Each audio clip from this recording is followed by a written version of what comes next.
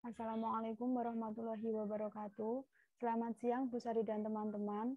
Di sini saya Siti Nur Afitasari selaku moderator akan memandu berjalannya presentasi dari kelompok 10 yang mengangkat bab Bea Materai.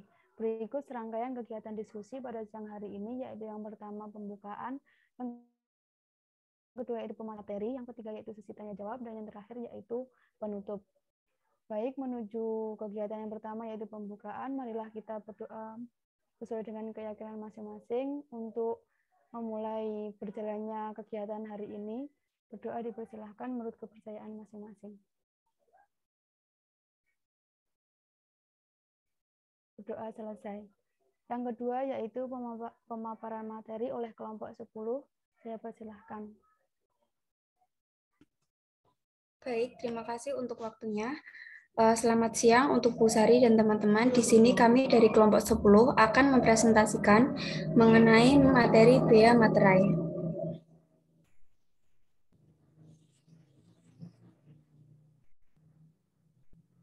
Anggota kelompok kami yaitu saya sendiri Adi Lestari, kemudian Fitri Hastuti Novitasari, dan juga Nafa Ivanti.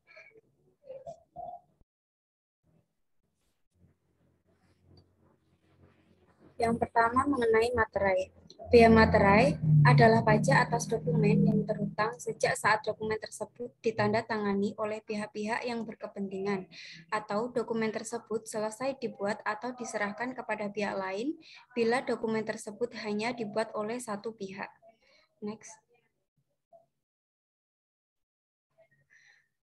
Objek bea materai. Yang pertama, dokumen yang dibuat sebagai alat untuk menerangkan mengenai suatu kejadian yang bersifat perdata.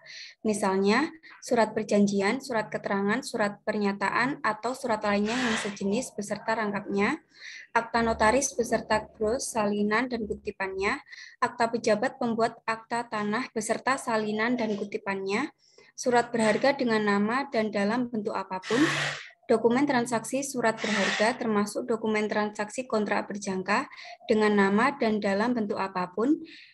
Dan yang terakhir dokumen lelang yang berupa kutipan risalah lelang, minuta risalah lelang, salinan risalah lelang, dan gros risalah lelang. Next. Yang selanjutnya juga termasuk dokumen yang menyatakan jumlah uang dengan nilai nominal lebih dari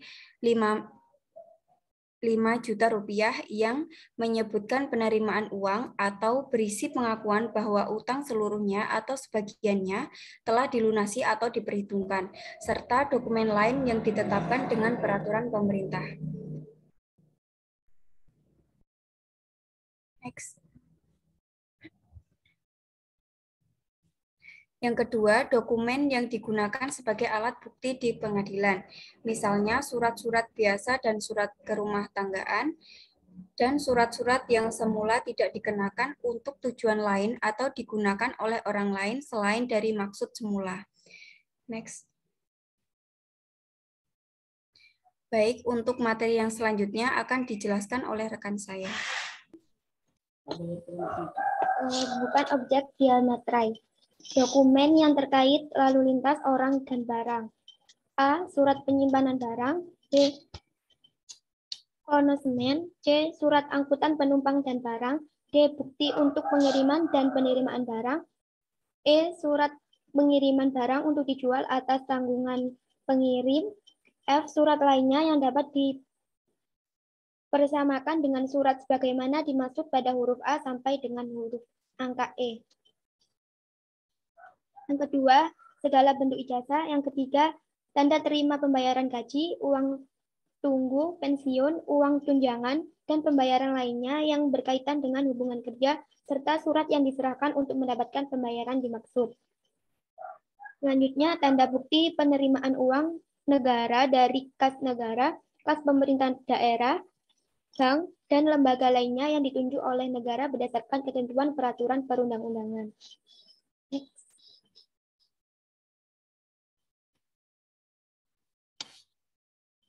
Selanjutnya, kwitansi untuk semua jenis pajak dan untuk penerimaan lainnya yang dapat dipersamakan dengan itu yang berasal dari kas negara, kas pemerintahan daerah, bank, dan lembaga lainnya yang ditunjuk berdasarkan ketentuan peraturan perundang-undangan.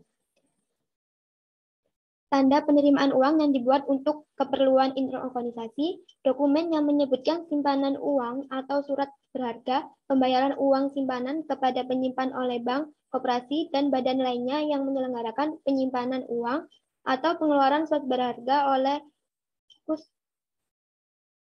kustodian kepada nasabah. Selanjutnya, surat gadai, tanda pembagian keuntungan, bunga, atau imbal hasil dari surat berharga dengan nama dan dalam bentuk apapun. Dan yang terakhir, dokumen yang diterbitkan atau dihasilkan oleh Bank Indonesia dalam rangka pelaksanaan kebijakan moneter. Next.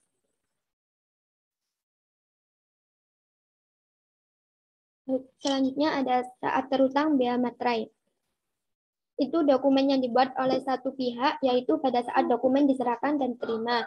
Yang kedua, dokumen yang dibuat oleh lebih dari satu pihak, yaitu pada saat dokumen selesai dibuat. Yang ketiga, yaitu dokumen yang dibuat di luar negeri, yaitu pada saat digunakan di Indonesia atau pematerian kemudian. Next.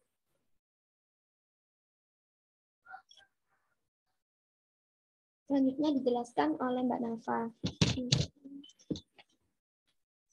Cara pelunasan bea materai. Bendahara dapat melunasi bea materai atas dokumen dengan cara sebagai berikut. Yang pertama, menggunakan benda materai, yaitu dengan menggunakan materai tempel atau menggunakan kertas materai. Yang kedua, membubuhkan tanda bea materai lunas dengan mesin teraan materai. Yang ketiga, membubuhkan tanda bea materai lunas dengan teknologi pencetakan. Yang keempat, membubuhkan tanda bea materai lunas dengan sistem komputerisasi. Next.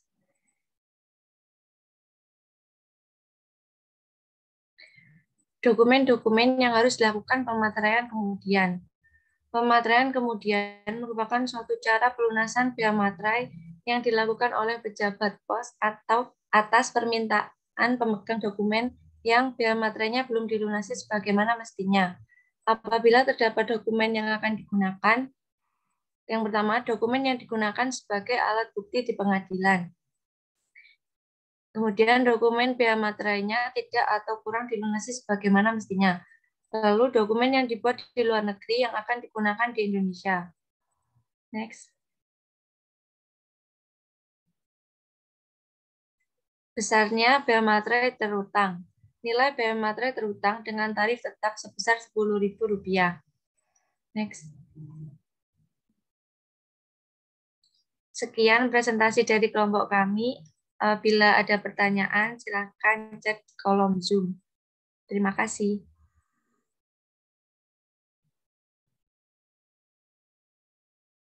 Baik, yaitu sesi selanjutnya, yaitu sesi tanya jawab. Bagi teman-teman yang ingin bertanya, silakan menulis pertanyaan di kolom chat.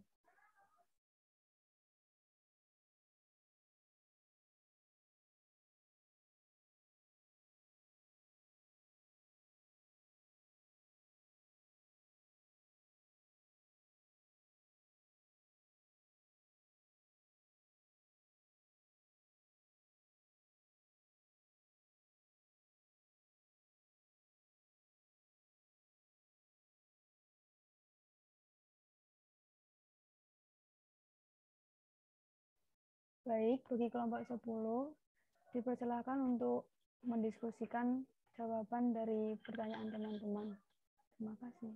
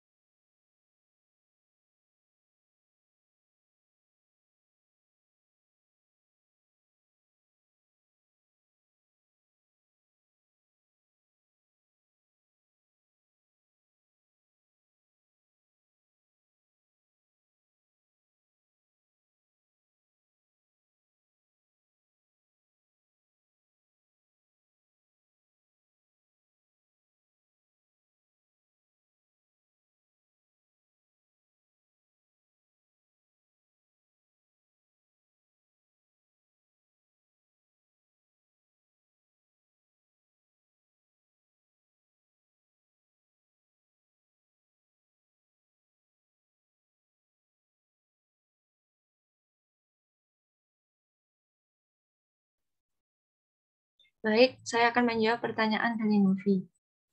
Bagaimana cara pelunasan bea materai untuk dokumen dari luar negeri yang akan digunakan di Indonesia?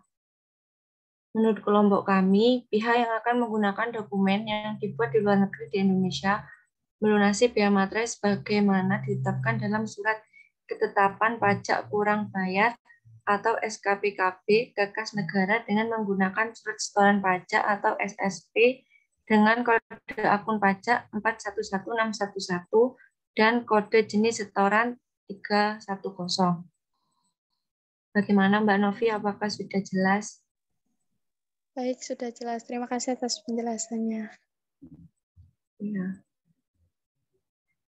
Kemudian saya akan menjawab pertanyaan dari Era. Apa yang menjadi dasar hukum pengenaan bea materai? Jawabannya, menurut Undang-Undang Nomor 10 Tahun 2020, bea materai adalah pajak yang dikenakan atas suatu dokumen, baik itu dokumen kertas maupun dokumen elektronik yang dapat digunakan sebagai bukti atau keterangan. Bagaimana Mbak Era? Apakah sudah jelas? Baik, terima kasih atas penjelasannya sudah jelas. Selanjutnya, saya akan menjawab pertanyaan dari Andini. Apa saja sanksi yang diberikan jika dokumen tidak dilunasi bea materainya?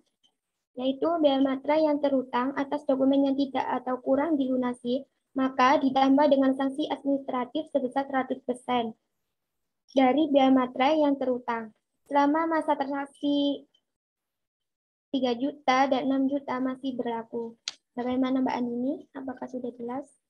Baik, sudah jelas. Terima kasih Mbak Fitri atas penjelasannya.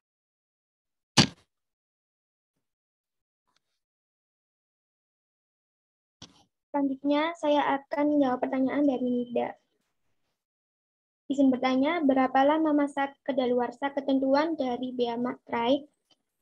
Jawabannya yaitu kewajiban pemenuhan bea materai dan denda administrasi yang terutang menurut Undang-Undang Bea Materai kedaluarsa setelah lampau waktu 5 tahun, terhitung sejak tanggal dokumen dibuat. Bagaimana Mbak Nida? Apakah sudah jelas? Baik, terima kasih atas penjelasannya Mbak Fitri. Baik, untuk yang selanjutnya saya akan menjawab pertanyaan dari Mbak Zalfa. Izin bertanya, apakah objek bea materai saja yang harus diberi materai? Bagaimana dengan bukan objek bea materai? Terima kasih. Jawabannya, menurut kelompok kami, berdasarkan pasal 2 Undang-Undang Nomor 13 Tahun 1985 tentang bea materai dijelaskan bahwa terhadap perjanjian yang dibuat dalam bentuk tertulis, baik di bawah tangan maupun akta autentik yang dikenakan bea materai dengan tujuan sebagai alat pembuktian mengenai perbuatan, kenyataan, atau keadaan yang bersifat perdata. Dari ketentuan tersebut, tampak jelas bahwa bea materai yang dikenakan pada perjanjian difungsikan sebagai alat bukti yang sempurna. Maka dari itu, dengan tiadanya materai dalam suatu perjanjian bukan berarti perbuatan hukumnya menjadi tidak sah.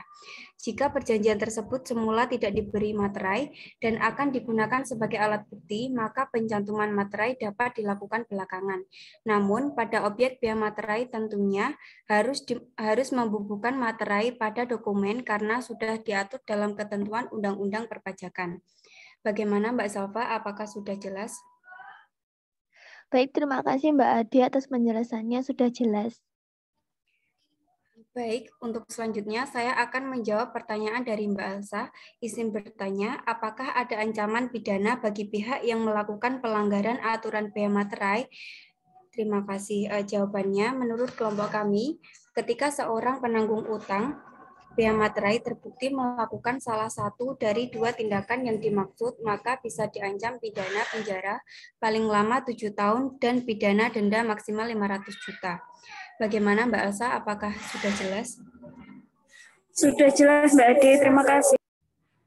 Baik, sekiranya seluruh pertanyaan sudah terjawab oleh kelompok kami. Untuk selanjutnya saya serahkan kepada moderator.